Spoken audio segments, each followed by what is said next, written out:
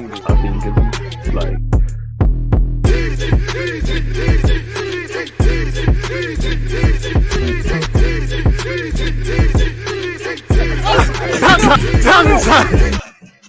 Are we live? We should be live. People, Deluded, I'm back again. Thank you very much for tuning back in. I've got my good friend AFC Met with me. Introduce yourself, my guy. We've been trying to get you. I've been trying to get you back on for the longest. We've been trying to get it. We've been going back and forth. Yeah, we're here, man. I needed you on my channel. Thank you for coming through, man. Let them know who you are and where they can find you and them things, man. Yeah, man. So thank you for having me back on the channel and everything. Firstly, I'm on YouTube, so I make content as well at AFC Met. So I make all content, but the main thing that I do is a podcast called Can You Believe It? So you can catch it on like Apple Podcasts and Spotify and everything. And when I say Can You Believe It, I mean, you know, Carnu, the Arsenal legend. So yeah, I mean, if anyone doesn't get that play on words, then there's something seriously wrong. Yeah, exactly. Oh man, as you can see, people, make sure you're following him. That's the YouTube, that's the podcast, that's the podcast on Spotify, that's the podcast on Apple. I mean, I can't lie, I listen to it. He's always said some good little bits and pieces. Sometimes when I'm kind of losing my ish, I listen to it for a bit of, I don't know the right word, but just a bit of calmness, people. But yeah, as you can see, you know, again, Apple, Spotify. Where's your YouTube account? There's your YouTube as well. Again, AFC Met. How many videos he got? There you have it, and he's got his own one coming. What you got your own bit of content coming here? I can see. When's that out? Yeah, so it's out actually in about half an hour, so which is pretty cool. So it's premiering in a bit. Just talking about like the attack and how the attack is going with Arsenal, and we sort of talk about modern football as well, and like how different like modern football is like in terms of like tactics and everything. Makes sense. I mean, I don't want to spoil it, but that sets me up perfectly, man. What do you make of Arsenal's attack? Funny enough, so I was at the game on Monday, and it was a pretty annoying game for me because after we scored the first goal, it was a really long process of like just trying to attack, and we just didn't do it. I've never seen an Arsenal side be so bad in terms of build-up play and in possession. They just do not. They're not capable of holding on to the ball for any sustained period of time, and I think that affects the attack as well because I think the attack is very regimented, so it's very rigid. So 100%. Everyone's in their set positions. So there's no variety in terms of the attack, and it's really difficult because especially when people find out what we're going to do. So everyone knows we like to play with Kieran Tierney high up on the left-hand side. Very left-hand centric, yeah. Yeah, exactly. And like Crystal Palace, like they like doubled up on that side. So, and Tommy Asu's not going to go forward on the right-hand side. So basically a centre-half. Yeah, exactly. So there's a lack of creativity, and especially when I think the thing that really annoys me about the Arsenal attack is how we deploy the midfield. I feel sorry for Thomas Partey because he's left alone a lot of the time. Even when Granit Xhaka's fit, Granit Xhaka doesn't really play in midfield. He plays very hit and miss. That partnership.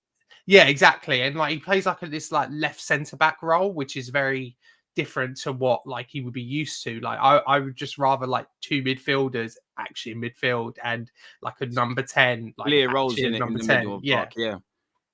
Yeah. What? So go on. Like it's just a weird thing because I think Arsenal have lacked people at that number 10 role, and we obviously have two creative players, Smith Rowe and Odegaard, and we just don't get them the ball enough in those positions central. We just go out wide so much, and it's quite frustrating because it's just like as much as going out wide can help and with overlaps and stuff, you hurt people in the middle of the pitch, and we just don't attack in the middle of the pitch at all. So yeah, you kind of set me up. I was going to ask you this later, but you've kind of indirectly. See how you mentioned creativity. Now you mentioned, very left-hand centric, the inconsistencies in the middle of the park. Tommy Asu being very narrow. I touched on. Who do you blame? What do you blame? Why is it like that? How does it get better? What's your lay it out for me, man? Like, where are you at with the creativity? Because I'm bored of speaking about it. It's refreshing to hear maybe someone else's opinions. What do you put it down to? Is it the manager? Is it the personnel? Is he scared? I don't know. I think last season, I think it was mainly to do with the personnel. I think it was very difficult to look aside and look at the players that we had and think, oh, there's any creativity in there, because there wasn't. When Ozil got banished and Smith Rowe was injured, there was no creativity. And then when Odegaard came in on loan and Smith Rowe came in, it got a bit better. But now the attack hasn't taken a massive step forward. You've got to blame it on the system, and you've got to blame it on the manager. And I think because now there's a sustained period of evidence with this manager now, he'll be here 3 years in December. So he's been here long enough to be able to at least coach an attack. Contracted until 2023 as well. So so there's got to be a decision that's got to be made on him realistically this season, because you can't go into next season if he was to keep his job. You can't go into next season thinking, oh, will he or won't he stay? So he's either going to get a new contract this season, or he's going to get sacked and we have to go in a different direction. And I don't know which one it is going to be. But if he is going to get a new contract, the attack's got to prove, and that's something that he's got to do. And it's very... And I don't have any confidence at the moment that he's going to be able to do it, because we've seen this evidence. We've seen the attack, the lack of creativity. And I think we've created the least big chances. I think like one of the least. We're among some relegation candidates with respect to Watford and Norwich for that. I know what you're referring to. You know, you're not in good company there. Their metrics are not nice at all. You're right. Yeah. And like, we have better players than that creativity stat. I know we're not world beaters, we're not top 4 candidates. I don't consider us being top 4. I know a lot of people are looking at Manchester United and thinking, well, they're vulnerable, maybe we can get there. I don't consider us being even close to there. Let's just get back into Europe first. But like, we are better than 13th, 14th in the league, and if we're around there for like 10 to 15 games, then it's got to be blamed on the manager, and the manager is the one who, there's no excuses for him anymore. We spent the most money in Europe this summer. He's got to be able to coach an attack and get them firing and at least beating the teams we should be beating. I don't really care about the big games this season. I know we beat Spurs, but the Manchester United and Man City games, like, I don't really care about them. If we beat the smaller teams, we will get back into Europe, and that's what I want to see. I want to see consistent attacking football, and I just don't have faith in that manager to do it at the moment. That's the thing for me. I personally feel a lot of Arsenal fans have, I don't make it make sense, rush to find narratives. I do think against, the start of the season, I'll cut some people some credit. There was Corona, there was injuries, there was this, that, and the third. Away from that, it was atrocious. It was appalling. Now, we was getting relegated around that period. Now, people have been quick to say we've turned things around, where really for me, we're just where we've always been. We show the good, bad, and the ugly. We win a couple of games, then we start to think that we can go on a run and we can do this and we can do that. The players revert back to type. I don't know if it's naiveties in the manager, in the players, a lack of consistency across all aspects, because as much as Arteta annoys me, and he's annoyed me in the last 2 games because I think he showed naivety, the players, I wouldn't say they haven't looked up for it, but they haven't necessarily looked up for it. It's like you said against Palace, it was almost like we knew we were just gifted a goal out of nothing. We knew that, okay, cool, this might be enough for us. And obviously there's an issue. I find us very naive because, almost in the manner of what Palace scored, it was coming. And I am quite scared. You mentioned Arteta, 2 questions now. Do you think that there should be probably more pressure internally on him? Because it doesn't feel that, I wouldn't say his job is in question, because when it was, we were saying, wait till everyone's fit. Everyone's been fit. The results haven't been amazing, but they haven't been bad. We look into this December period. So should there be more pressure on him? And do you see, I don't ever want a manager to get sacked, but I mean, you've seen the run of games, you know what's going on and the injuries. Do you see this as a pivotal period where things can happen? Because, I mean, if we can't continue playing like the way we did against Palace, it felt like a loss, in my opinion. Yeah, like I think there should be more, there should be more questions asked internally of Mikel Arteta, and I guess that's where you point at Edu and Josh Kroenke to be looking at Arteta's performance. It doesn't look like they have any doubts about him, because I mean, look at the money we spent in the summer. If they had any doubts, they wouldn't have gave him that serious outlay. Yeah, exactly. They wouldn't have gave him that type of money. So, and because they've spent that much money, and it's basically Arteta's players, all the players that Arteta wanted, they're going to give him more time than probably Unai Emery got, because Unai Emery's, when he got that time and he got that outlay, he got a pretty big summer in his second window, but it was players that Raul signed rather than players that Emery wanted. Remember, Emery wanted Zaha, He wanted got Partey Nicola as well. Pepe. Exactly, he wanted Partey and he got Torreira. Like these are different players that he wanted, so it was easier for the board to basically get rid of Emery rather than with Arteta. I think because Arteta has got the manager, like the manager status, and he's got the players that he wants, it's going to be very difficult. But in terms of your second question, like I think it is a mental period for Arsenal. We need to be winning these games because obviously we have Liverpool in a few weeks. We have Manchester United. Focused on Leicester away from home. Can't lie to you. Yeah, so we have Leicester on next week, don't we? After the Carabao Cup. I don't even want to know, bro. I completely forgot about Leeds. Such as the disinterest right now of what we're doing. Yeah, exactly. Oh, like I totally back that. Like just because like it is a trophy that I would like to win, but it's just like it's a bit of a non-distraction. I just want to see us do well in the league, and like these Palace and Villa games, like like these are games we should be winning. I know Villa are better than Palace and they will be around us, but like we need to be able to be winning these games. Otherwise, we're not going to get in Europe. We'll just finish 8th again. And at the moment, I think that's what's the most worrying thing, is that I just see a team who's pretty much destined for 8th or lower. And I really don't want to see that, because I want to see us back in Europe and I want to see us doing much better than 8th, because it's not really good enough for Arsenal Football Club. You said it there. I mean, what do you make of Mikel Arteta as a manager on the whole? So I think I've been one of his more like patient defenders, but I think this season is the one season where I think he's got to show that he's a good manager. The one thing that I can say, which a lot of people do with Mikel Arteta, is they conject a lot of what's the word for it? I guess like they project things on him, and they think that Mikel Arteta is going to be like this new Pep manager, or that he's going to implement these ideas. But when you look at the hard evidence, yeah, exactly. When you look at the hard evidence of Mikel Arteta, there's not really anything like truly amazing that you can get behind. I think the only thing that he's really done that's been incredible is the defending, and how he's managed to make the defense better, which, if you remember when Emery left, we were conceding like 30 shots a game, and that just doesn't happen. Oh god, yeah. Yeah, it just that doesn't happen under Mikel Arteta. So that is one improvement. But in terms of the attack, like everything's probably overcompensated on that, really. Well, yeah, exactly. Like that, if you think about it, and it makes me wonder, like, was Arteta like ahead of like the defending side at Manchester City, like rather than like the attacking side? Because the beautiful game sort of stuff. Yeah, exactly. Like it's really difficult to say, because he says all the right things, but the actual evidence on the pitch is just not really good enough, and it presents a lot of doubts in my mind about him.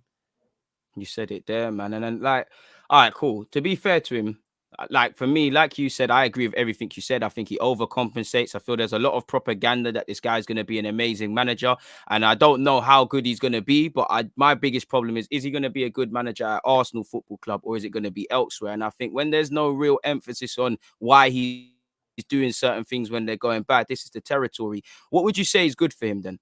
Like any good things he's done then? To be fair to the man. I guess the culture, I guess, around the club is much more united. Even if we're not playing the best football, the one thing I can say about the team is they're always behind him and they're always playing for him. I mean, they wouldn't score a last minute goal like against Crystal Palace and then like celebrate the way they did. And I know a lot of people have a problem with that, but like they wouldn't celebrate the way they did if he wasn't like if the players weren't really behind him. So I think Arsenal and Arteta, like he does good things. The culture behind the scenes was something that was big. Like that was something that needed to be like continued and like improved, because we knew that the culture was toxic, and a lot of players had to go, and he's done that. And now players are in new positions and like in different clubs, and I think Arsenal have done a good job in that, in clearing out the deadwoods. They haven't obviously always already done it. Like, I guess there are some players that are still here that are maybe a bit toxic, maybe like Kolasinac. He's still here, he should have been gone quite a while ago. El Neni maybe not good enough, but at least Mikel Arteta, like he's managed to get rid of those people and that sort of culture as well, which is good. Like, I think Arteta is a decent man for that, and like even if he hasn't been able to coach the attack that we would like to see and a really good team like we would want to see, he's at least set pillars up for the next man to come in and be a much better guy than I guess Emery had. Like the way our squad was when Emery left, and when Mikel Arteta came in, the squad was a mess and it was really difficult to build it. And obviously it doesn't mean the squad's perfect, but it's at a good age profile now where the squad is looking likely to be able to just go forward in the future, and at least a different manager can potentially come in and just like lay those blocks and make us play good football. That's all we want, really. Is all we want, Arsenal fans, is to play good football. So that's all I find with Mikel Arteta that's what he's good at.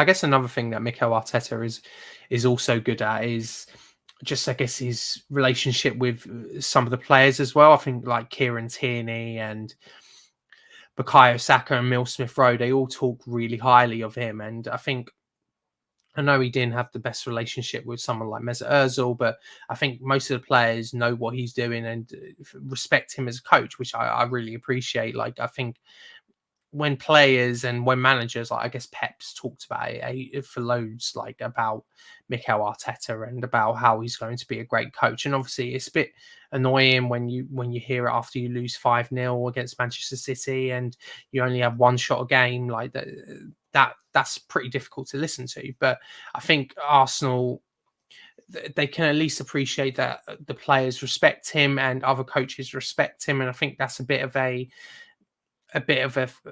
different situation, because I think with Emery, I think a lot of people behind his back were maybe taking the mick out of him, and I think that's wrong, because Unai Emery is a very good manager, and he's like a very good sort of coach, and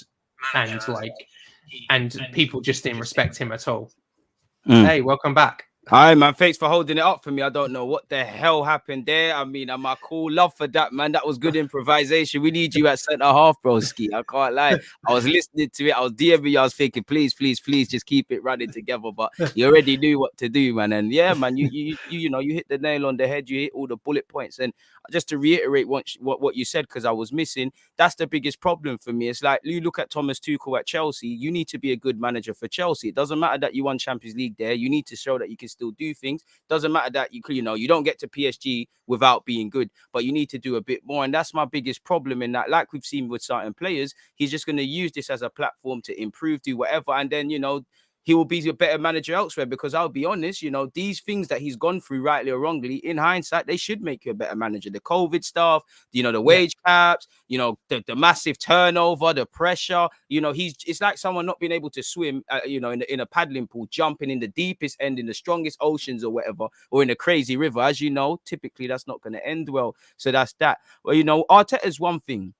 And as the season's gone on, I guess we can't really speak about Edu, but what's your feelings where Edu's at and those above him and whatnot? Edu is a difficult one for me to sort of analyse, because I think Edu there's so much we don't know about Edu. It's like who's running the transfer side? Is it Edu or is it Mikel Arteta?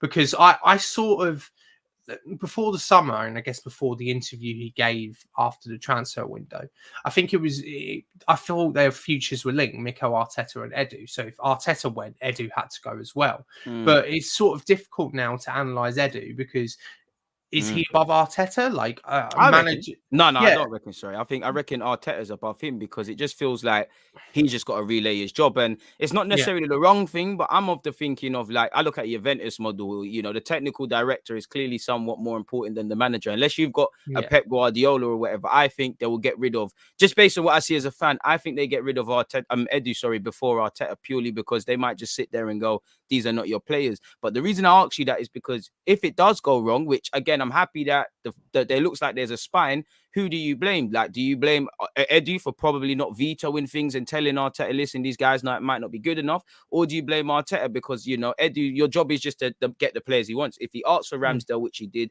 Tomiyasu, etc., you can't really be blamed, can you? So I agree with you.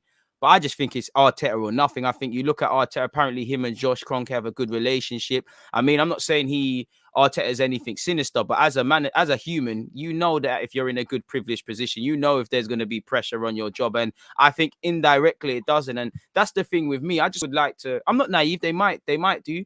But I just want, when Arteta does these, especially the bewildering tactics like Smith Rowe false 9 in the semi-final, is someone going, why did you do that? Like, why did you do that? Like, just simple questions, because that puts a little bit of healthy pressure on you. I don't think he's got that.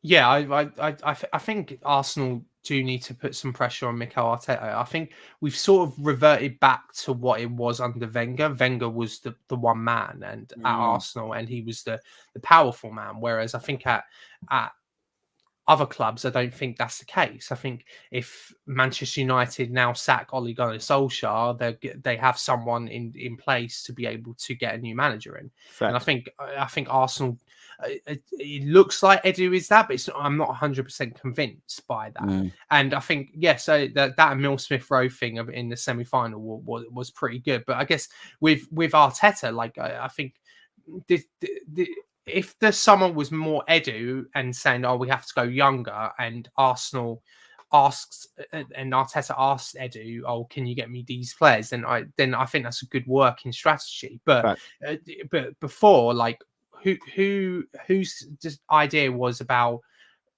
getting Willian in? Was that Arteta's or was that Edu's? Because whoever's idea that was, they should get sacked, because like that was such an awful transfer, and everyone could see we need to get younger. Well. Everyone knew it was going to be rubbed. You're right. You're 100% right.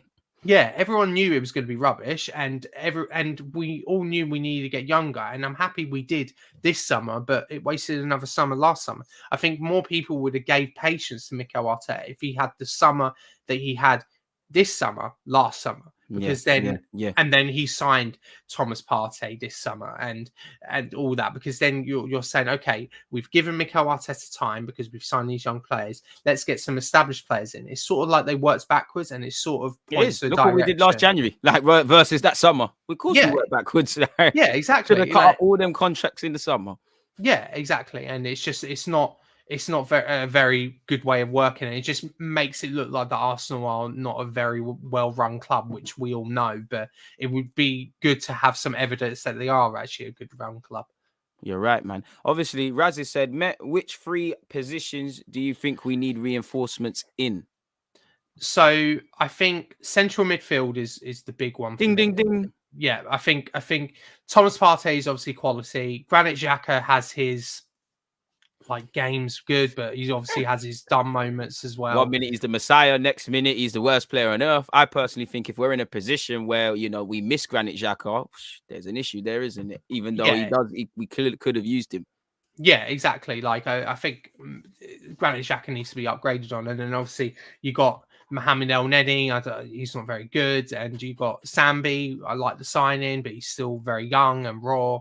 And Maitland-Niles, I don't think he's going to be here very longer. And I also think he's better at right back than he is in central midfield. Right. So, yeah, I think a central midfielder alongside Thomas Partey has to be a priority, a starting quality central midfielder. That's what I want to see.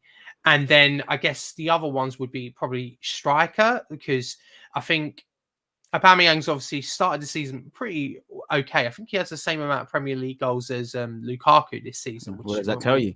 Narratives exactly. are everything in it. yeah, exactly. Which I don't think anyone's really mentioning. But I think Aubameyang started the season well. Lacazette obviously got the equaliser on Monday, but Lacazette's going to be leaving. Aubameyang's not getting any younger. We need a striker, and obviously we've got Balogun coming through. He's obviously a really good prospect, but he's still very young. I mean, when he started against Brentford on the opening day, he looked incredibly raw.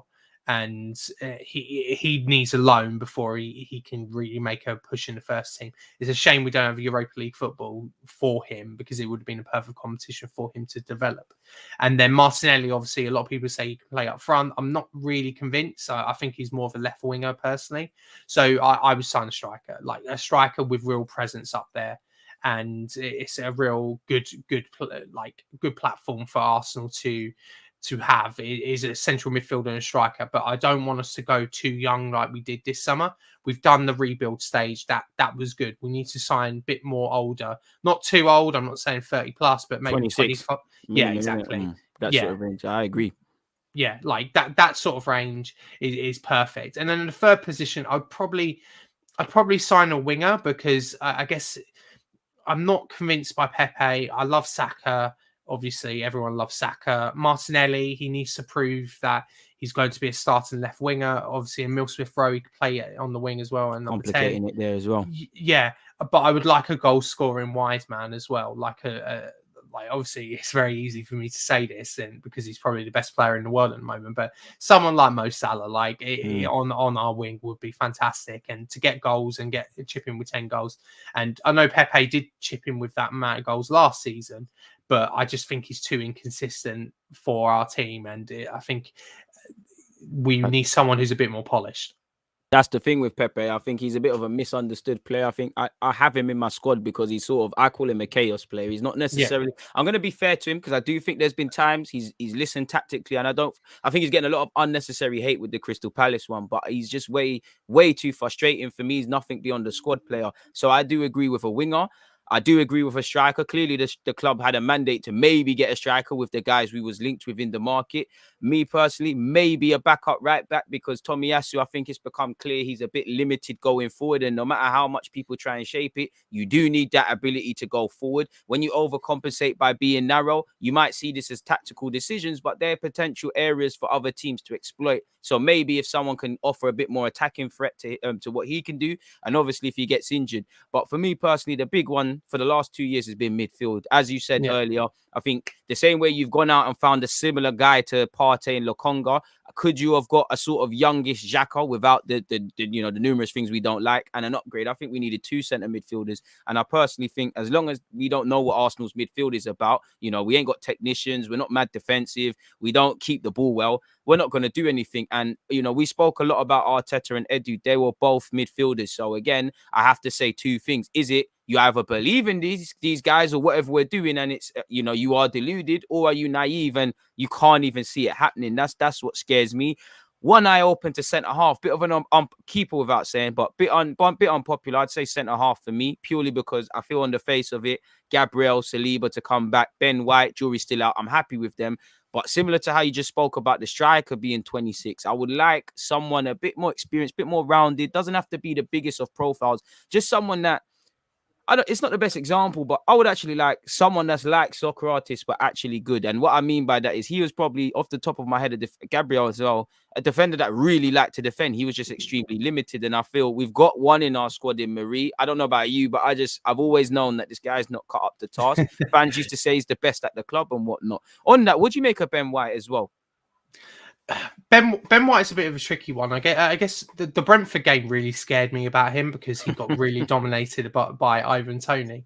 But I think, tough game. But I think I've liked him really a lot since then. But I just think it's more on the ball, and I don't think it's really defensively. I think he hasn't really produced like a really big performance. I think our best defender this season has been Gabriel.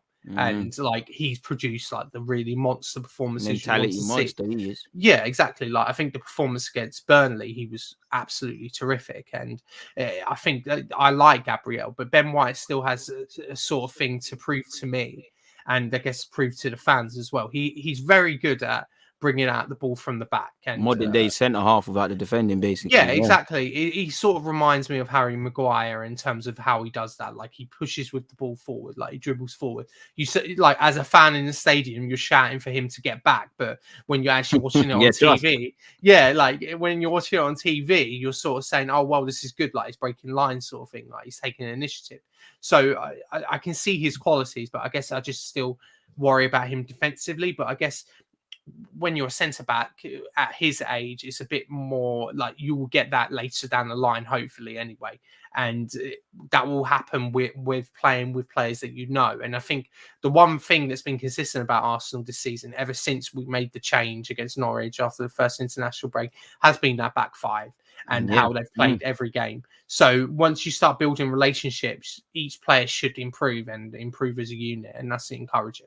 You said it there, man. What do you make of Ramsdale? Because obviously, I wasn't against the signing necessarily, but I wasn't saying in the same way with Ben White. If we needed a centre half last summer, I would not have had Ben White on the shortlist. We needed a keeper. I was not against Ramsdale. I was more open to the Ramsdale signing than the Ben White because I've got nothing against Ben White. But again, for the things you've said for 50 mil, I don't really care about the price tag because it's not my money. But at the same time, it's just the basic competencies and the level of defending he's at. I can't really justify it to the point of, I don't like to mention Saliba with Ben White, but I look at Ben White sometimes and I think, how off the pace does Arteta believe Saliba is if he's ready to shell out 50 million on Ben White? How good was our scouting been? Because it's easy for me to say it, but I think you could have saved some money there. And in hindsight, we might have been able to, throw some pounds to a centre mid. Now, with Granit Xhaka's injury, Partey, we're never fully convinced he's going to stay fit. There could be that. So what have you made with Ramsdale? Because I can't lie. I think it screams how bad our club is. But in the same way when Tini walked through the door, I think Ramsdale must be one of the biggest voices in the locker room. He's probably one of my captain candidates, if I'm completely honest with you. I can't lie. When Ramsdale was linked with us originally for, I think it was about 35 million, I was really against it. I had no idea why we wanted him, and because of the evidence I had seen. Ever since he joined and put the Arsenal shirt on, I've loved him, and he's been brilliant. Like, not only does he speak well, and he seems like a really lovely guy as well. Like, I think I heard reports that he turned up at like a cricket club. Yeah, he's doing all them sort of things. Yeah, and exactly. That, yeah, and it's just like we talk about the class of Arsenal and such, and he fits it down to that with a T, but also him on the pitch as well. That save against Spurs in near the end of the game, the Lucas Moura deflected shot.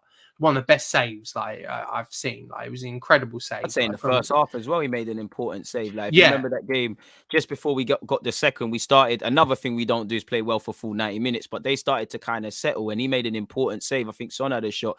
Games could have been different there. Yeah, exactly. And he seems like very commanding and a very good person in the back line. I mean, at the Crystal Palace game, he was taking throw-ins just because he wanted to get the team back up the pitch. Yeah. Like when Lacazette scores, he runs the length of the pitch, to go celebrate with his players. Doing way too much there, but it's cool. Yeah. It probably is a bit too much, but I mean, I sort of get it. I get it, man. It's nice to see some emotion, man. It's nice to see someone that just gives a crap. I can't lie, I don't want to diss badmouth Leno. But one thing I like about Ramsdale is with Martinez, who we're playing tonight, and I hope it's not the case. He likes to catch. He don't really want to punch. He likes to catch. He's very vocal. I don't get that with Leno. Now, I'm not naive. Been at the stadium. Leno opens his mouth, but we live in England. We've played Sunday League. Keepers are meant to be bastards, forever hearing them. And I think Ramsdale gets that, whether it's because of how Ramsdale is as a person, his background, the fact that he's been, relegation battles, on loan at AFC Wimbledon. He understands that this football thing is serious. I don't always get that with our players. There's a sort of on the breadline. What do you make of a potential partnership of El Nene and Partey? I think my man's here is trying to ask.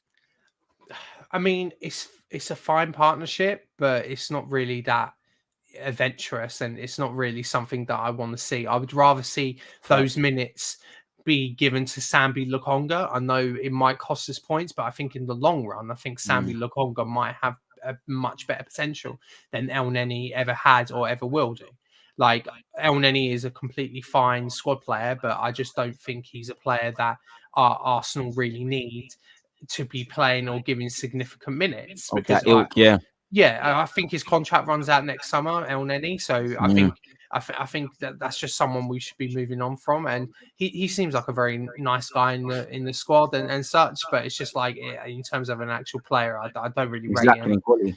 Yeah, like he's got one thing he's good at, and that's keeping the ball. Like if there's one thing I can praise Elneny for, is that he keeps the ball. And maybe this Arsenal side do need that, because against Crystal Palace we were really poor with the ball, and actually all season we've been poor with the ball. Like we make stupid decisions in possession, and it really annoys Can't me. make 5-yard passes, man. We're on some different stuff, man. Exactly. Like I think we were spoiled in the Wenger years, like with how well how well we kept possession. And like you have someone like Elneny who can keep the ball very well, but he just offers absolutely nothing. Like apart from that, it's just like defensively he's not good enough, attacking he's not good enough as well. So it's just like, if you want someone to keep the ball ticking and be a bit more defensively standard, like I would play Elneny probably against Manchester United at Old Trafford. Same thing that we did last year. Yeah, exactly. That's the thing. Yeah, like, but I wouldn't play Elneny at home against Aston Villa. Like, that's not what I would do personally. You're right. Another question here, which I think Steve has been a bit harsh.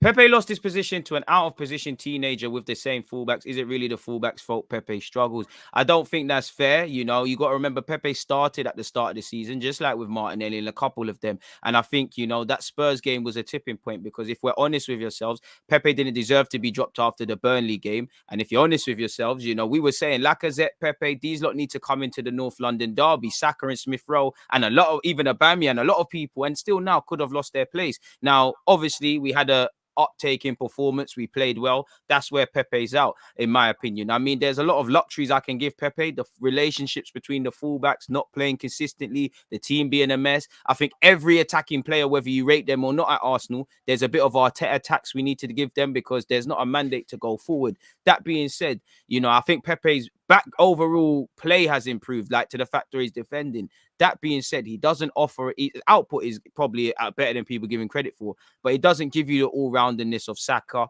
Smith Rowe's come in and complicated things just on the left, just like with Aubameyang. As I said, I think at best, Pepe's a rotation sort of man. In the same way, I think Ben White shouldn't be 50, maybe half that 25.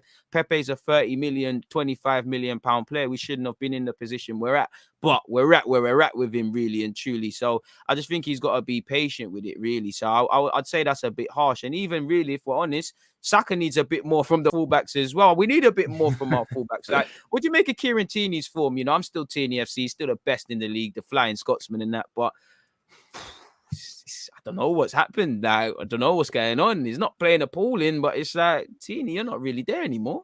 Yeah, I think with Tierney, I think it's a lot to do with teams working out that that's where we're going to try and attack. And I think he's limited in terms of like, there are people that are marking him, and it's the biggest compliment he can get, is that people know how good he is, but they are now blocking the positions that he would do very well. I also think, again, this goes back to the midfield, and I think he actually does miss Granit Xhaka. I think if there's one thing that Granit Xhaka is actually quite good at, is getting the ball out to the left back and being able to get in front of him. I think Odegaard played nearest to Partey on Monday, and I think Odegaard's passes were either behind Tierney or like too far in front of him. And Tierney either had to check back and then pass backwards, or just he wouldn't get the ball at all. So I feel a bit sorry for him. He is out of form, and hopefully he can get back into form. But the only way he's going to get back into form is by playing. And I trust him. He's a great fullback. He might have a good performance tonight.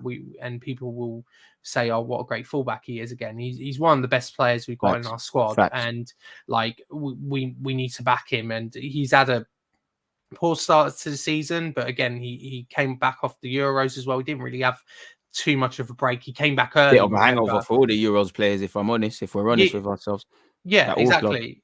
Yeah, like, and he came back. If you remember, he came back early in pre-season. Like, he wasn't due back for another couple of weeks, and he came back early. True. Yeah, so he's someone we need to back, and I'm sure he'll come back into form soon enough. Is it? to play devil's advocate, is it a thing where now we don't really know how good Tavares is? And I think, honestly, I think he's going to be extremely poor defensively. Hope to be Yeah. proven wrong. Just off the basis of someone, as much as I agree with you, just to play devil's advocate, is it now a thing where in other positions we did it with Aubameyang, we did it with Pepe, we did it with Saka and Smith Rowe. Is it now a thing where you're saying, okay, cool, maybe Tavares is time to come in, maybe Coutinho's got to sit out, because again, you're not doing your job sort of thing. Are we moving towards that?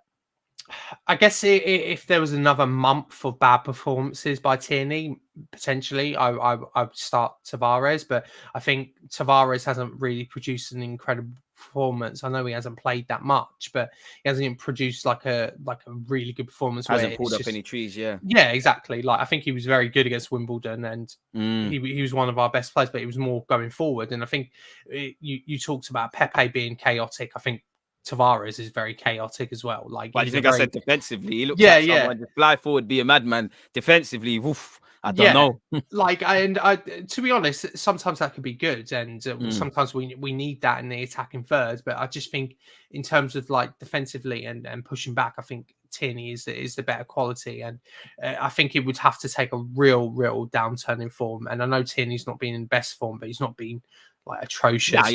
Yeah, kicking the ball out in the net sort of thing, like own goals and such. He's been like fine, if not a bit average. And it's just been underwhelming because of the standards he set, if I'm honest with you. It's one of them. You got a question up here, man. Met, who would you buy to partner Partey if you were Mikel? So I really like that Bruno Guimaraes from Lyon. I think you're doing it. yeah. I think he's the one that I've sort of like held my cap at and really want him to join, just because I think he seems like a really solid midfielder who's got good progression about him, and he's very strong as well. And like you can say, because I've just seen like about Ndidi or Basuma as well, but like Basuma as well, he's a monster defensively, but I don't know if he offers too much going forward. It'd be too rigid in the middle for me, man. Exactly. Same with Ndidi there, man. Yeah, exactly. And I like both Basuma and Ndidi, but if we were asking, who could replace Thomas Partey, then maybe one of them two could do. But it's just Partey's very good. Like I think if you have Bruno Guimaraes, he can be very good defensively and allow Partey to do because Partey's passing forward is what he's really good at. That's what he's good at. I know a lot of people like miscategorize him as this like defensive destroyer. He's not really that. Like he's a very good, solid, strong, like athletic midfielder. But I just think he's very good at passing. And I think on that, sorry to cut you, because to play devil's advocate, because I just feel this thing happens at Arsenal where we might buy someone that's been at a bigger club and whatever, and then obviously they're not going to look as good.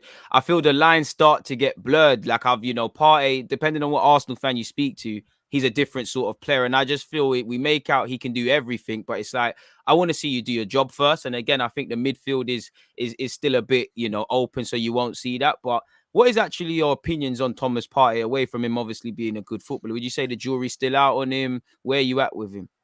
I think Thomas Partey is clearly a great footballer. We all know that. I think it's clear to see that he's one of the best players at the club. In terms of his time at Arsenal, it's been disappointing. I don't think anyone can argue that because of the injuries. Like I think that's what's hurt him the most is the injuries at Arsenal. I think have hurt him, and I think that's obviously not always his fault. Like he's not the one that's like getting injured deliberately. Like it's not his fault. Like the start of this season, he got a really bad challenge in pre-season for him to miss the start of the season. But I think the last two games have worried me, and I think the Palace game, I blame more on Mikel Arteta for leaving him alone and leaving him stranded. But the Brighton game, I think he was outshone by someone who was younger than him. I think Lokonga was the better one. No one played well that day. And then even him, like you just said, even him, they both kind of made a mess of it. Yeah, exactly. Lokonga, like I'm not saying that like Lokonga was a 10 out of 10, but like in terms of Partey was clearly the worst one out of the two on that night. And so I do feel a bit sorry, and I would back him to be a good player, but the jury is still out because the amount of money we pay for him and his age, you want him to be in, week out, consistent. And with a team that's not consistent, like you need someone in midfield who's going to be there and going to be the rock and going to be someone who's dependable. And I just don't think that that's been there with Partey, just because of his injuries, but also because of his lack of form, especially this season. But that might just be because he's coming back to fitness. So we don't know, but I expect more, and hopefully we can see more. Facts, man. And you got a question by Dana. Do you see a style of play from this team? It's difficult because, like, I don't think we do. Like, I think if you ask me what's Mikel Arteta's tactics, it's positional play, right? Like, if you look at Pep's teams, like you play the 5 lanes up forward. But in terms of like an actual style of play, like, is it like tiki-taka? No, it isn't. Like, is it counter-attack? No, it isn't. Like, it's very different, and it's just I think it's supposed to be more a counter-attacking football, but I don't think you see that very good. And if it was supposed to be a counter-attacking football, then building up as slow as we do is not going to help. There's no purpose. Yeah, facts. There needs to be some purpose to get him to go up there, like in the FA Cup when we won it. To be fair to him.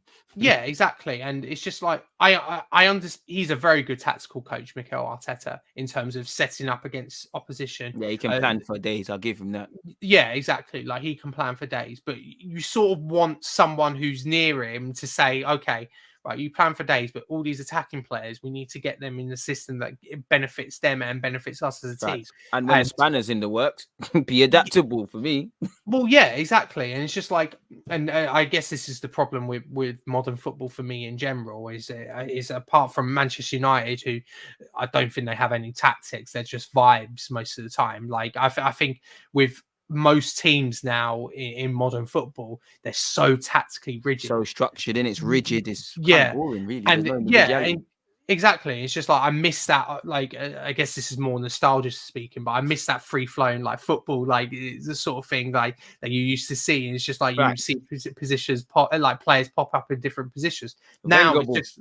Yeah, exactly. Happy birthday to the big man as well. Yeah, exactly. What a legend. But yeah, like, but I guess again, it goes back to the fact we were spoiled by him, and it's a bit difficult. But in terms of like style of play, it's very difficult to see one. And I agree with you. I think on one hand, I think with football, one thing I hate, and I'm not using it to back Arteta, I just feel we always attribute negative football with defensive football, like Simeone, where who's to say that? I also believe with Arteta, with obviously, as you said, a disciple of Wenger, an ally of Pep, and all, Spanish, La Masia, and all of these sort of things he should be accustomed to. I would have expected a bit more exciting play. Almost, I was complacent in the fact of I thought his attacking play was going to be a given, like it was just going to happen, sort of thing. But I just feel maybe what we're seeing is him. Like, this is you, because there's no coincidence, with exception to the Spurs game. When we have these big wins, as I always say, we're like proactively reactive. We're proactive to knowing that, Chelsea will do this, and then we're going to react to that. When it comes to, as you saw, you was at the Palace game. When it's these sort of games, we can't really break it down. Couple in the fact that we've got issues with our team and individual mistakes, and we need too many variables for us to get the result. I think he's shown me, I don't think cowardly is the right word, but I do think it's reactive. It's quite cowardly. It's almost defeative. I don't necessarily feel what I'm seeing from him is suited to the Premier League, because again, it's how you break down the smaller teams with respect to them, because we're not as good as we used to be. And I feel even more reason why we should be a bit more front-footed is because you've seen the gap has closed. We lost to Brentford because we were poor. We didn't turn up, but Brentford are a good side. They're making it difficult for people. Leeds did it the year before. Palace made it harder for us. Brentford took Chelsea all the way. The gaps between the bigger and the smaller teams are getting smaller. And it's like Arteta doesn't take heed of that. And I just feel, at first, I thought it was defensively. When we start getting a bit more stability defensively, the handbrake would come up. And I don't really see it. And I think like you said, I think it's all our problems is in that middle. That's why it appears there's no purpose to playing out from the back. That's why we look disjointed in the final third, because our midfield doesn't stand for anything. Probably us and Newcastle, probably Spurs as well. Probably the 3 teams. I look at your midfield and I don't know what it's about. Like, Norwich are rock bottom, but I can see what they're trying to do in the middle of the park with their technical based footballers. We're not the same. And one thing that annoys me is, on top of this, half the time, like, we lost to Palace. Well, we drew against Palace with no Zaha. We didn't put in a performance against Brighton. We excluded Basuma and Webster. So it's an issue. And then that's stuff that annoys me with Arteta. It's almost like yeah, you've been hard done by at times with injuries, but a lot of things he moans about, everyone's having to deal with injuries. Even this week, he said, "Oh, we got to play twice. We got to play on a Monday and a Friday." I'm not being funny. Certain teams have to play on Wednesday in the Champions League, and they're playing on Saturday. And if you get Arsenal back to where they want to be, like we had last year in Europa or above that, if we get champs, what do you expect to happen? It does feel like it's not making sense. Yeah, pretty much. And I think Jarring. if I go back to your fact about like we all expected Arteta to be like this given attacking coach. Well, like all the evidence like presented is that he's not that. This is him. Like this is him. Yeah, he's a very good structural coach. Like we've seen the evidence now. It's not. This will be his third. This is his third season. Like we've seen everything. He's dealt his hand. This is him. Like there are no excuses, and it's just like that's fine if he wants to be structured coach, but he's got to get the results as well. And it's just like, yeah, like, and that's very difficult to see when you look at like all the like underlying metrics and like everything. Like it's just like like we mentioned the big chances created earlier. It's just like these are like metrics where we're very low in and underperforming. Like, yeah, it's just like if we were playing like boring football, but the like metrics looked at us and we were actually pretty decent, then you could excuse it, or we were getting results again, you could excuse it. You would feel there's light at the end of the tunnel, sort of thing. Yeah, exactly. But because there's nothing really to have that, there's no light at the end of the tunnel at the moment. It's just like we have this structured football. It's not very good enough. How are we going to improve it? And we need to improve it fast. You said it there, fam. What do you make of this as well? What happened with our pressing? We don't know how to press anymore. Our midfield is open, bro. I don't know, but it just feels like we're able to. Wenger showed it on occasion. Emre showed it on occasion. Arteta showed it on occasion. Whether it's the managers and not having a real reluctance to, a real pressing matter to do that. Pardon the pun.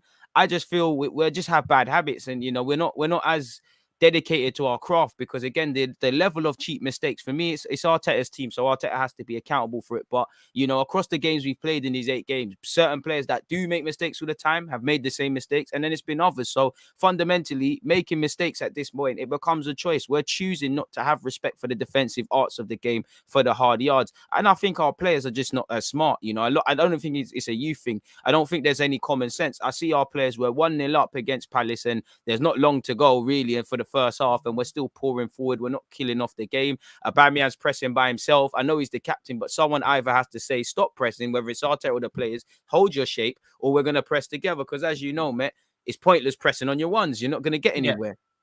Well, yeah, exactly. Like, I think, do you remember the Manchester United game? I think it was Arteta's first win, and I remember us. The Chelsea, but them two. I think Chelsea the week before, and then United. Yep, very good, very good first halves. Yeah, we pressed them off the park, and I remember being so encouraged. I was just like, okay, this is what we're going to be under Arteta. We're going to be this pressing monster sort of thing. Trust me, I thought this is what we've been waiting for, bro. Yeah, it's just like, oh yeah, we're going to get like a really good pressing manager, and then it just stopped. Like it just never happened again. Like there are probably occasions. I think there was a Southampton away game last year where we pressed very well as well. Like there are like occasions, but a couple times in the last few years against Spurs. Yeah, exactly. This year and last year at home.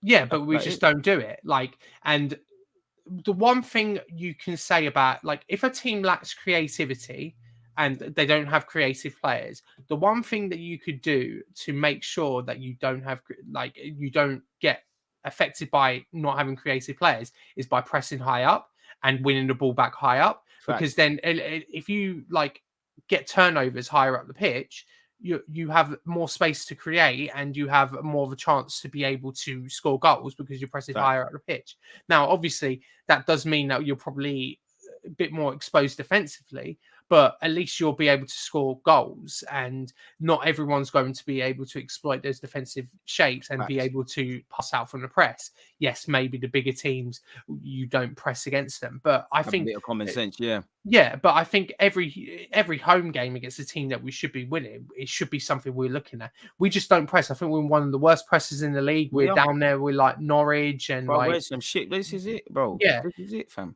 And I don't know, like you could say like, oh well, maybe like Granit Xhaka's too slow to press, and I sort of get that, but it's just like he's not in the team at the moment. There are players in this team who are pressing, and like I appreciate like players like Martin Odegaard and Aubameyang. They look like they lead from the front in terms of pressing, but it's not a collective effort. It's just like one or two players. It reminds me of, do you remember when Alexis used to press on his and own? he's just doing like, it by himself, and we were so happy by it. But then when you look at it in hindsight, it's a bit stupid. It gets people up and going. Like, remember, I think people forget Martinelli was kind of on this sort of stuff before he was getting his chances. But for me, I don't like that alone, because again, we all go. If we all go, you know, and we all press, we, like you said, we win it higher up the field. We actually relieve pressure on our own box. But this is the thing: we don't press, especially in the smaller games, because I don't think Arteta is a front foot man. He's a front foot manager. I don't really think he is, because there's no emphasis. And like I said at the start, this is why I think we haven't learned anything about Arteta or Arsenal this season. It's the good, bad, and the ugly. Smacked up at the start of the season, couple of wins together. You know, the bad could be described as our last two games. You know, we beat Spurs. We won hella big games last year. I'm exaggerating a bit, but we won battles. We didn't win the war, because we could say we beat United, Spurs, Chelsea. Look, they all finished ahead of us. And that's the problem I feel with Arteta. I don't really feel there's a collective unit. I think there's a sort of emphasis on that back five now. But again, the midfield, and you know, if our manager was a striker, I'd be looking at him right now and saying, Arteta, why are we not firing on all cylinders? You are a midfielder. You understand midfield. You've played at midfield at a higher level. So you need to, you know, you surely should see this. So it's either you see it and you like it, or someone above needs to bring in a player. Because for me, for the last couple of years, I've been screaming, ironically, centre half, and we might still need another one, but I've been screaming midfield, and I don't get it. And for me, another thing that annoys me with Arteta, we needed to find a stable 11, like one way of playing. But then you need to be able to chop and change rightly. Maybe in the last couple of games, you could have taken out someone, brought in Lacazette, just little chopping and changing. And that's what jars me about him. He doesn't know when to do that. And when he does do it, it's far too extreme. And again, I'm always going to criticize or praise fairly, but it's like you always do it at the wrong time. And it leads me to my last question in relation to Arsenal, Aston Villa. Like, where are you with the game? Do you switch to a back three? Do you go with a 4? Do you switch players? Do you keep the same players? Where are you at with that?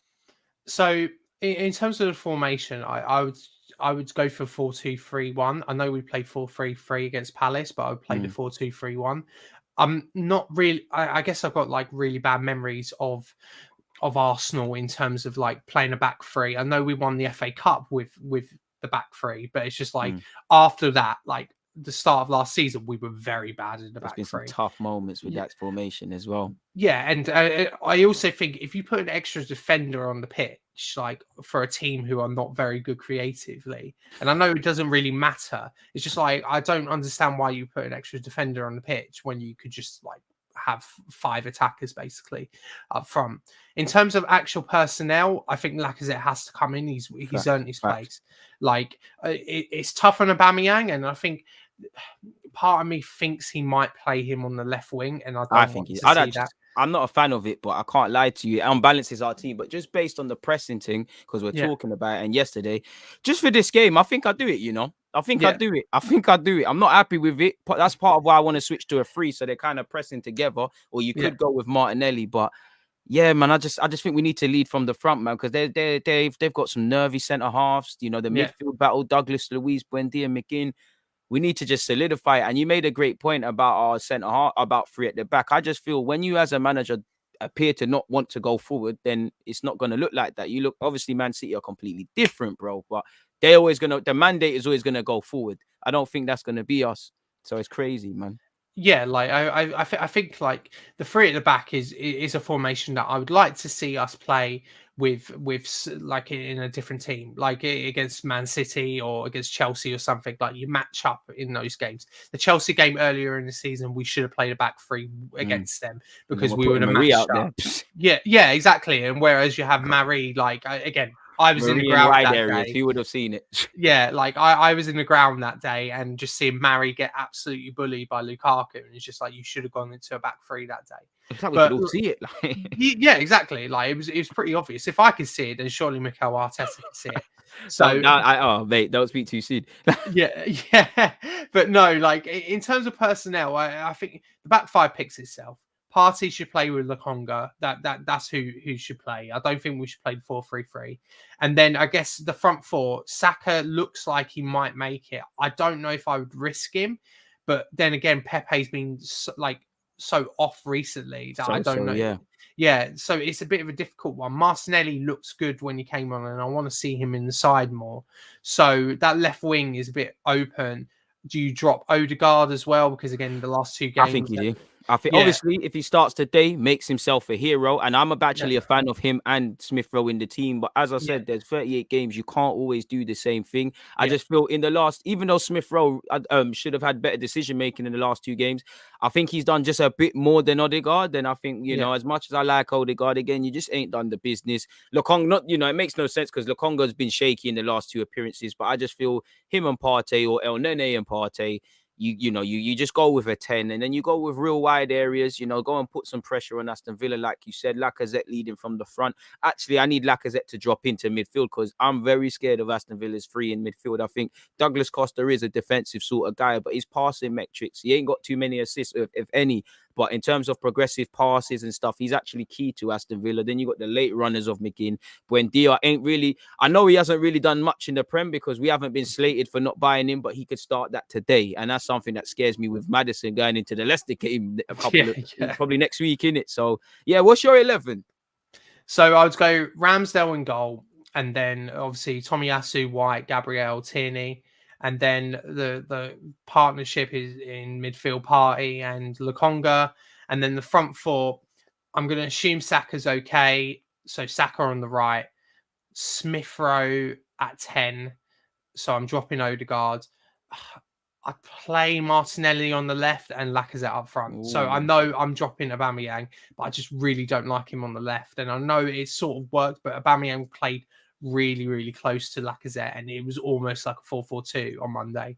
So, I just don't think Aubameyang and Lacazette have this incredible partnership. They have it off the pitch, but on the pitch, I don't think they have this incredible partnership. So, if I play Lacazette, and then you would have the 2 play Lacazette drop deeper, and then you have Martinelli and Saka running on to it, and you have Smith Rowe combining as well, because that's what he does. I 100% agree with that lineup. That's a lineup I will go with. But for me, I think it's the same lineup. It's literally the same lineup until you get to the front 3. If Saka's fit, assuming Saka's fit, he plays for me, like you said. For me, I'll probably go Lacazette through the middle and Aubameyang off that left, purely because I just want Matty Cash to have a feeling about going forward. But like you said, the risk is that they play more like a 2. It obviously imbalances the team. You start having to overcompensate.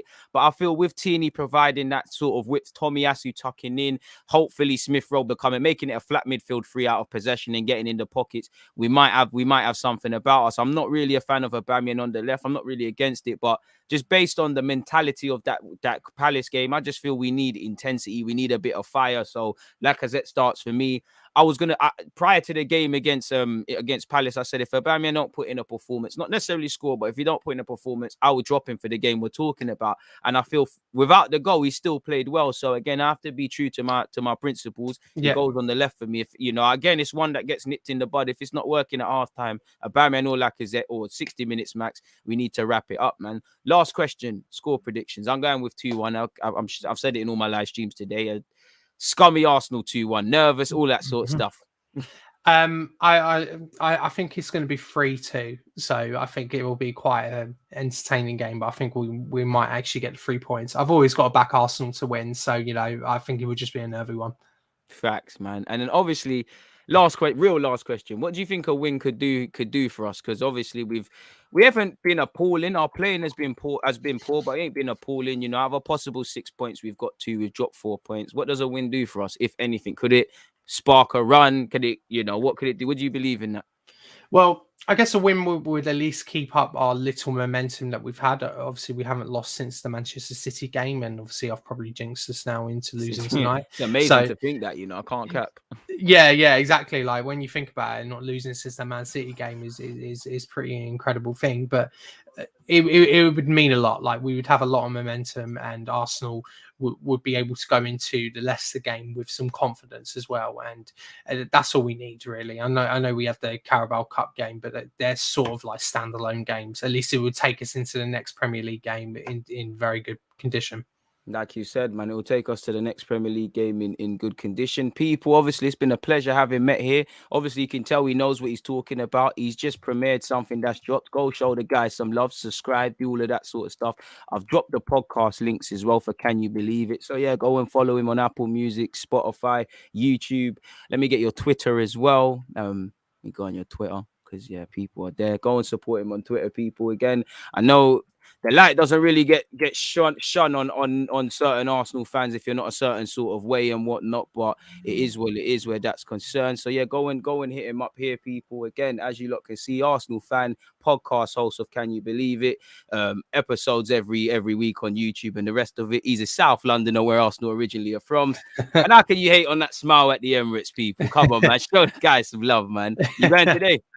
I'm actually not. So the next game I'm going to is the Leeds game, but like I just couldn't like go to 2 games in 1 week. So yeah, so it's doing a lot in it. It's doing a lot, man. Yeah, exactly. So yeah, but no, I'll be supporting the boys from home today. So yeah. Come on, my guy, man. I appreciate having you. Hopefully it's something positive where Arsenal are concerned and whatnot. People, don't forget, I'll be live doing a watch along at 7 p.m. Obviously, go and check Mek's latest video out. You doing anything after tonight or anything that the people can look out for as well?